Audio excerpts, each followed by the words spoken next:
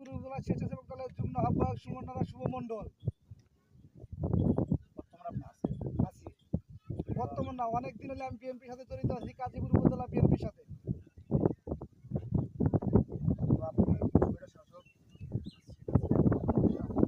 আপনারা জানেন 16 বছর হলে এই আওয়ামী লীগ সরকার, ছাত্রলীগ, যুবলীগ যেভাবে মানুষকে গৃহবন্দী করে রেখেছে, এই দেশকে যেভাবে গৃহবন্দী করে রেখেছে, মানুষের অধিকার নাই, মানুষের ভাত নাই, মানুষের খাবার নাই, মানুষের যেভাবে অত্যাচার করেছে আপনারা জানেন। বিডিআর হত্যা থেকে শুরু করে হেফাজত ইসলামের যেভাবে অত্যাচার করেছে, তা আরও জানেন। ছাত্রদের উপর যেভাবে নির্যাতন করেছে এই সরকারের হৃদয় গন্ডা সেই জন্য বেঁধে গেল।